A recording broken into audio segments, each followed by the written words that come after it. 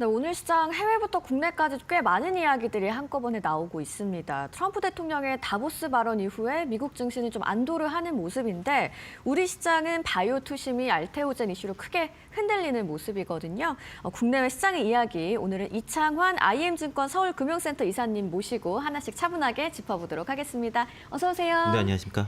네, 오늘 트럼프 대통령이 다보스 포럼에서 한 얘기가 굉장히 좀 시장에 이슈가 됐죠. 지정학적 리스크를 완화시키는 발언을 하면서 안도 신호로 해석을 하는 모습이긴 한데 오늘 마감 상황 하나씩 좀 짚어볼까요? 어제 이제 다보스 포럼 시작되는 거를 이제 실시간으로 통역 지켜보고 나서 네. 그 그린란드 그 무력 불사용 발언 이후에 이제 시장이 급반등을 시작했거든요. 그래서 네. 그거 보고서 편하게 잤습니다. 이제 그러고 이제 그 결국에는 타코 이슈죠. 이제 그 트럼프발 관세 위협이 일어났고 이걸 다시 압박을 한 다음에 이제 그 유럽에 대한 관세를 철회를 하면서 또 여기에 대한 그린란드에 대한 합의로 인해서 시장이 이제 급등이 나왔고요. 그 AI랑 그 반도체가 이제 주도주로 다시 부상하면서 마이크론도 신고가가 나오고 뭐 샌디스크도 급등의 세가 나타났는데 일단은 그 그린란드에 대해서 유럽 8개국에 대한 그 관세 부과를 철회를 했고 2월 1일부터 부과 예정이었던 거를 철회를 했는데 북극을 포함한 이제 그린란드에 대한 그 합의의 틀 프레임워크가 만들어졌다는 얘기가 있고요. 그래서 이제 구체적인 내용은 언급되지 않았으나 예상되는 거는 이제 그린란드에 대한 그 일부 영토권을 양도를 해서 거기에 미군 기지를 설치하는 방안이 아닐까 이제 그렇게 지금 예상을 좀 하고 있고 네. 이게 철회가 된 배경에서는 뭐 그 덴마크라든가 스웨덴에서 이제 미국 국채를 매각하는 일이 벌어지다 보니까 베센트 장관이 여기서 좀 수습에 나섰습니다. 그러니까 이제 그 국채 매도가 미국엔 압박이 됐던 걸로 보여요. 네. 사실 근데 이게 트럼프 대통령의 전략에 사실 그린란드라든가 이거 덴마크가 말렸다고 봐야 돼요. 이게 협상 테이블을 어떻게든 끌어내는 상황이다 보니까 이게 트럼프 대통령의 의도대로 됐다라고 그렇게 보고 있고요. 그래서 이제 국내 야간 선물 같은 경우에도 오늘 막 1.57% 올라갔으니까 오늘 국내 증시도 굉장히 강한 모습을 나타낼 것 같고 네. 반도체 종목이 굉장히 강했습니다. 그 젠슨왕의 그 AI 인프라는 국가적 필수 요소라는 그 발언 때문에 관련 종목들도 굉장히 강한 모습이었고 인텔은 뭐 11% 지금 CPU도 쇼테지다 하면서 AMD, 인텔도 이제 급등세가 나타났고요. 반도체 지수가 필라델피아 반도체 4% 올랐습니다. 오늘 그러면 이제 삼성전자, SK하이닉스 뭐 강세가 예상이 되고 좀 기대가 되네요. 네. 그리고 미의장에서도 제약업종도 좀 반등이 나왔습니다. 모더나라든가 이런 이제 백신 업체들도 좀 강세가 나타났고요. 자동차 업체들은 반도체 가격 상승 때문에 좀 그게 가격에 대한 상승에 대한 부담 때문에 좀 하락세가 나타난 것들의 특징이 있고 리사쿠 이사의 유인 가능성 뭐 이런 것도 좀 이슈가 됐던 것 같고요. 그래서 이제 국내 결국에는 그 트럼프 대통령의 밀당 정치가 다시 한번 작용이 됐고 이게 이제 일단되면서 다시 한번 시장의 주도주가 AI와 반도체가 주도주로 다시 한번 시장을 네. 이끄는 장세가 시작이 됐다면 국내 증시도 좀 비슷한 흐름이 나타날 거로 보고 있습니다. 네, 되시는군요. 뭐 트럼프 대통령의 의도가 제대로 좀 먹히면서 리스크가 좀 눌린 하루라고 볼 수 있을 것 같은데 그린란드 문제와 관련해서 무력 불사용을 공식적으로 언급을 했잖아요. 네. 시장이 좀 안도를 하는 모습입니다. 해당 리스크가 좀 완전히 해소가 됐다고 볼 수도 있을까요? 그걸 명시적으로 선언했기 때문에 네. 그러니까 1월 20일과 21일 그 사이에 시장이 완전히 다른 이유도 네. 그런 부분도 있고요. 그러니까 이제 거래를 하되 전쟁을 하지 않겠다는 게 이제 명확하게 명시를 했기 때문에 오히려 이제 이 부분에 대해서 트럼프의 어떤 거친 입보다는 그 무력 미사용에 대한 약속에 대해서 더 민감하게 작동을 하면서 시장은 급등이 나타나는 것이고 그리고 사실 다보스 포럼 직전만 해도 네. 유럽 관세에 대한 언급이 아직 확정된 상황이 아니었거든요. 저는 근데 그렇죠. 하지만 무력을 사용하지 않는다는 부분에서 안도를 하고 시장 급등 확인하고서 이제 오늘 방송 준비하고서 잤는데 관세도 처리를 했잖아요. 네. 그러니까 더 급등 나오는 겁니다. 그래서 이제 지금은 지금 어쨌든 유럽이 갖고 있는 그 미국의 자산 대략 한 10조 정도 되는데 국채가 미국 주식이 6조고 미국 국채가 2조 정도 됩니다. 그리고 회사차라든가 기타 채권이 대략 2조 정도 되는데 네. 지금 EU가 갖고 있는 국채 2조가 전 세계 외국인들이 갖고 있는 미국 국채 한 19% 정도 되고요. 그리고 이제 영국이라든가 노르웨이, 스위스 이제 여기까지 포함한 범유럽권 전체 유럽에서 네. 갖고 있는 미국 국채가 40% 정도 됩니다. 전 세계 외국인 갖고 있는 거에. 그러니까 이제 이게 이제 그러니까 미국의 약점은 그거예요. 사실은 EU가 미국에 대응할 수 있는 수단이 많지는 않았는데 카드가 많지는 네, 많지는 않았어요. 네. 많지는 않은데 이게 국채 카드가 일단은 좀 먹힌 거가 네. 이게 결과적으로는 중간 선거랑 연결이 돼 있거든요. 그러니까 이제 그 트럼프 대통령이 어제 이제 뭐 그 주식시장 조정을 받은 건 아이슬란드 때문이고 뭐 조정보다 지금보다 주가 뭐 지수 더 2배 올라간다 이런 식의 발언을 했던 것들이 지금 어떤 경제 그 인플레이션이 작동해서 경제가 어려운 부분들에 대해서 공화당은 이제 무력 없는 영토를 확장을 하고 네. 그리고 또 우크라이나 종전도 이 우크라이나 종전 얘기도 나왔지 않습니까? 이 두 가지 카드를 다 잡고 나서 그러면 이제 트럼프 지지율 올라갈 것이고 주가 2배가 정말 올라갔을 때 이게 현실화됐을 때는 어떤 경제 실책에 대해서는 상당한 면죄부를 받아서 공화당이 이제 그 중간선거에서 유리한 고지를 가질 수 있고 민주당 입장에서는 어떤 그 이제 북유럽 연기금에서 이제 미국 국채를 매도한 것처럼 이런 식으로 국채 시장이 어떤 미국의 재정에 대한 그 불확실성이 지속되고 금리가 불확실성이 나타났을 때는 그때 민주당이 유리한 거기 때문에 지금 금리에 되게 민감해요. 트럼프 네. 행정부가. 그러니까 거기에 대한 반응을 했다라고 볼 수 있겠고 사실은 그래서 그 베센트 장관, 그러니까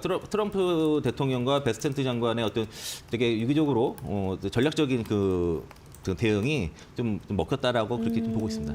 뭐 북유럽 자금의 셀 아메리카 우려는 좀 일단 진정이 됐다고 볼 수 있을 것 같은데 관세 정책 실행 여부 관련해서도 좀. 예, 그러니까요. 그러니까 2월 1일부터 원래 부과 예정했는데 네. 지금 그러니까 애초에 관세를 부과한다기보다 협상 테이블에 끌어내기 위해서 그랬던 것 같고 네. 그러니까 덴마크 뿐만 아니라 지금 그린란드 외무장관까지 나와서 이게 지금 사실 덴마크가 실책을 한 것 같아요. 그렇군요. 왜냐하면 그린란드 같은 경우도 사실 네. 덴마크의 지배를 계속 받기를 원하지 않고 네. 있고 또 자체적으로 독립을 하기 원하는 상태거든요. 그래서 이게 지금 이 판이 덴마크가 말렸다고 저는 보고 있습니다. 그래서 이거 계속 협상이 진행될 수밖에 없고 네. 예상되는 시나리오는 이제 그 그린란드 전체에 대한 어떤 그 영토권에 넘겨준 것보다 일부의 지역에 미군 기지를 설치할 수 있는 지역의 정도의 영토를 양도를 하면서 네. 그 안에 이제 미군 기지가 생성되면 그거를 통해서 골든돔이 형성되는 그러면서 이제 다시 이제 북극해 그러니까 북방 항로를 이제 미군이 이제 중국과 러시아로부터 이제 지킬 수 있는 뭐 이런 시나리오로 가지 않을까라고 좀 예상하고 있습니다. 네, 알겠습니다.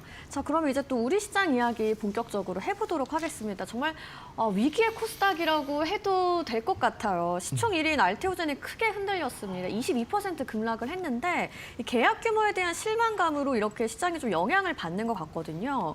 제약바이오 투심 자체가 위축되는 거 아닌가 하는 우려가 큰데요. 네, 그건 그저께 일이었고요. 그러니까 GSK 자회사와의 그 애로가 나왔는데 네. 그 JP모건 헬스케어 컨퍼런스에서 그 알테오젠 대표가 이제 지난주였죠. 이제 다음 주에 뭐 대규모 딜 나올 수 있다라고 얘기했고 한 건의 딜이라고 얘기를 했었고요. 네. 그러면서 이제 이게 애매하게 말을 흘렸어요. 그러니까 이전과 비슷한 규모의 딜이 될 거라는 식으로 이렇게 얘기를 해서 기자들은 해석하기에 수천억에서 조단이 되지 않겠냐. 이전 딜이 1조 이상의 그 조단위 딜이었기 때문에 이번 것도 그렇지 않겠냐 하면서 좀 제약바이오 투심이 좀 안 좋은 상태에서 알테온이 빠지다가 급등이 나왔었는데 실제로 뭐 그 조단위가 아닌 이제 5,800억인가요? 뭐 그런 이제 잔위가 나오다 보니까 실망감에 의해서 하락이 나왔었는데.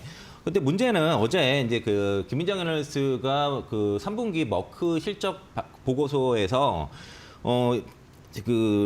그러니까 로열티율이 2%인 거를 확인을 했어요. 네. 이게 좀 문제가 됐던 거죠. 이게 사실은 알테오젠 입장에서는 기밀사항이기 때문에 직접적으로 밝힐 수는 없는데 네. 시장의 예상이 로열티가 4에서 5%였는데 2%로 고정 로열티를 뒤늦게 발견하게 됐는데 문제는 이거 3분기 실적이기 때문에 10월 30일 날 마감하고 11월 5일에 SEC에 제출을 한 건이거든요. 네. 그런데 그게 어제 알게 됐다는 거죠. 그러면 그동안 저걸 모르고선 그 3분기 머크 보고서를 보지 않고선 알테오젠을 커버를 했던 것이냐. 여기에 대해서 투자자들의 실망감이 지금 굉장히 크게 지금 좀 불신에 좀 달았고요. 그래서 그럼 이렇게 되면 이제 그 다른 딜도 좀 어떻게 되는 건지에 대해서 그런 거고 로열티가 5%에서 2% 줄었다는 거는 1조 수익이 4천억으로 줄어드는 이런 상황이 돼버리는 거거든요. 그러니까 이제 그만큼 이제 그 업사이드가 많이 줄어들었고 실제로 어저께 신한투자증권에서 목표 주가 57만 원으로 하향 조정한 것들이 네. 사실상 시장 투자자들이 그 매도 리포트로 지금 그렇게 읽었습니다. 네. 그래서 이제 투심 그 매도가 쏟아졌고 알테오젠 여전히 코스닥 1위 종목이다 보니까 같이 동반적으로 이제 에로에 관련된 그 바이오 종목들이 동시에 투매가 좀 나왔고요. 그리고 이게 이제 코스닥 전체에 좀 흔들었다라고 이렇게 보겠습니다. 그리고 네. 이제 앞으로는 보면은 이게 이제 이 에로 전체를 다 가지고선 어떤 기술력과 미래 가치를 산정해서 시가총액에 반영을 했는데 이제는 실제 로열티 료율과 그리고 확정 현금 흐름을 가지고서 엄격하게 지금 잣대로서 제약바이오의 그 이제 밸류를 따지는 그런 상황이 돼서 지금 그 에로 관련 종목들의 타격이 좀 불가피하고요. 네. 여기 보면은 삼천당제약 같은 경우에 지금 플러스 나왔잖아요. 네. 저게 시가총액 탑 10 안에 계약바에서 유일하게 올랐거든요. 유일하게요. 예, 저 왜 그러냐면은 어. 딜이 달라서 그래요. 아. 그러니까 이제 삼성전자제약이 그 예를 들면 세마글루타이드에 대해서 지금 앞으로 나올 계약 그 본 계약이 지금 텀시스로 맺은 규모가 총 29조인데 네. 그 5대5 프로핏 쉐어입니다. 매출 총 이익의 50%를 가져오는 구조고요. 그리고 미국 건 같은 경우에는 지금 15조 계약인데 그게 조만간 나올 것 같아요. 근데 이제 그게 9대 1입니다. 90%를 삼천전자가 가져가는 구조예요. 그러니까 네. 로열티 2%, 5% 이런 구조랑 완전히 다른 그러네요. 구조라서 어제 그래서 차별적으로 그래서 선방이 된 겁니다. 그래서 이 시장 투자자들이 로열티 2%, 5% 이렇게 봤던 거 보다가 어떻게 뭐 프로핏이 50%네. 근데 미국 15조 계약은 90%네. 이렇게 돼 버리는 거예요. 그래서 이제 그게 상대적으로 강한 거라서 아마 그 단수량이 앞으로 그 에로만 가지고 선하는 기업들에 대해서는 상당한 엄격한 자태가 좀 진행될 것 같다 그러고 이게 만약에 이제 이게 반등이 나오려고 하면은 이 높은 요율이 나왔다는 거 2%가 아니라 뭐 4%, 5% 이런 식으로 올라간다는 거를 증명을 해야 되는 거고요. 이걸 증명을 이제 못하면은 좀 더 그 네. 횡보라든가 추가 하락이 나올 수 있다. 그래서 당분간은 제약바이오 쪽에서는 보수적으로 관망을 하시는 게 좋을 것 같고 네. 그리고 차별적으로 그 안에서 이제 좀 뭐 실적이라든지 증명이 된다든가 별도의 이제 모멘텀을 갖고 있는 기업들 위주로 네. 좀 포트를 좀 압축하시는 게 좋을 것 같다라고 판단하고 있습니다. 알겠습니다. 시장의 신뢰를 잃은 부분에서 알테오젠의 급락이 나왔는데 제약 바이오 섹터 전체에 조금 보수적으로 보면 좋겠다. 그리고 개별 종목도 한번 체크해보자라고 정리 좀 해볼게요. 자, 근데 이런 하락장에서 피난처가 된 게 이제 뭐 자동차, 뭐 현대차 같은 그런 종목이라든가 뭐 로봇주라고 볼 수 있을 것 같은데 주도주가 교체됐다는 어떤 신호로 좀 해석을 해볼 수가 있을까요? 교체가 아니고요. 추가된 거죠. 추가가 됐다. 네. 아, 그러니까 현재 네. 주도주는 삼성전자와 SK하이닉스가 압도적인 이익을 가지고선 구조적인 성장을 바탕으로 해서 지금 시장의 주도주인 건 명확하고요. 네.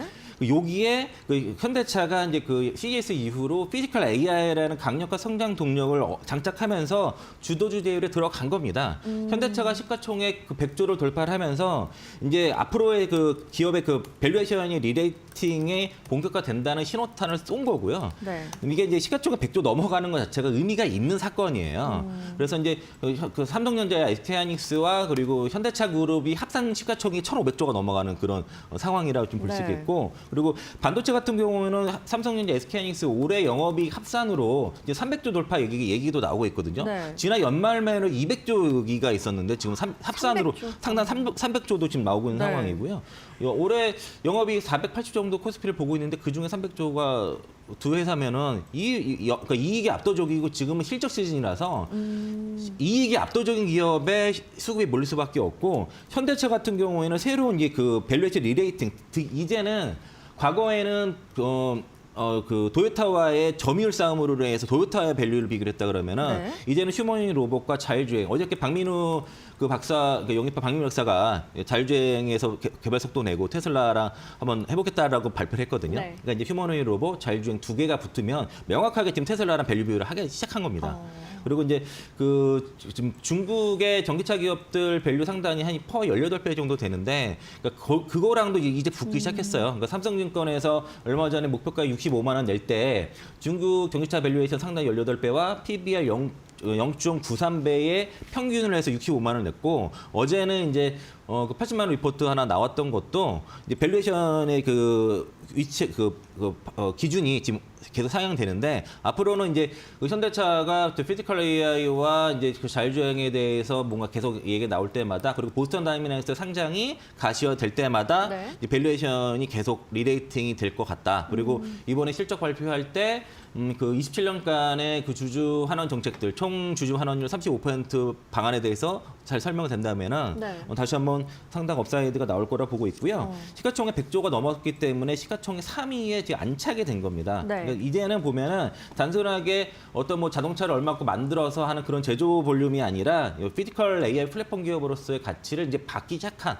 시작점이다라고 볼 수 있겠고요. 그러면서 이제 여러 이제 인재들을 영입한 것들, 테슬라는 인재가 나가는데 현대차는 인재를 영입을 하고 그렇죠. 있는 이런 거죠. 완전 다른 상황이라서 그래서 이제 지금 완전 AI 시대예요. 그러니까 반도체는 AI 브레인이라 보고 현대차는 그 AI의 바디를 만드는 이런 구조라서 네. 그러니까 이제 이 그러니까 삼성전자, SK하이닉스, 현대차 그 시가총 1, 2, 3위 기업들이 시장 주도주가 될 수밖에 없는 거죠. 그래서 이제 그러니까 지금은 그 종목들이 포트에 없으면 시장 순위 못 따라갑니다. 포트에 반드시 좀 담아둬야 하는 종목이군요. 네, 맞습니다. 네, 뭐 자동차와 로봇의 강세가 주도주가 옮겨간다기보다는 좀 추가적으로 같이 가는 흐름으로 좀 이 그림을 해석해 보면 좋을 것 같고 이제 실적 슈퍼위크가 개막을 합니다. 이제 다음 주에는 뭐 삼성전자, SK하이닉스 등 좀 빅 이벤트가 몰려 있는데 좀 중요하게 봐야 될 포인트 어떤 게 있는지 짧게 좀 짚어볼까요? 1월 28일 현대기아차, 1월 29일 삼성전자, 1월 29일 하이닉스 네. 이렇게 있는데요. 뭐 이쪽 보시면 될 것 같고 현대차 그룹들은 그 피지컬 AI, 로보틱스의 모멘텀들을 잘 설명하는지, 그러니까 본질은 자동차 판매량이 아닌 로보틱스의 사용화라든가 자율주행의 가시성에 대해서 설명을 잘 하는 부분들, 그리고 아까 설명드린 것처럼 주주환원 정책에 대해서 얘기가 나와야 될 것이고요. 그리고 삼성전자, SK하이닉스는 이제 1시간 단위로 지금 같은 날 하게 되는데 결국에는 HBM4에 대한 패권 경제 여기에 대해서 설명을 잘 하는지를 봐야 될 것 같고. 이번 주가 계속 제가 이제 12월 중순에 핵심 포트를 제안드렸던 것들이 반도체는 삼성전자, 우선주, SK하이닉스, 그리고 피지컬 AI에서는 현대차 우선주, 그리고 바이오는 삼천전지와 2차전지는 포스콜리틱 제안드렸는데 그런 포트도 잘 끌고 가시면 좋을 것 같습니다. 네, 알겠습니다. 이창환 IM증권 서울금융센터 이사님과 이야기 나눴습니다. 고맙습니다.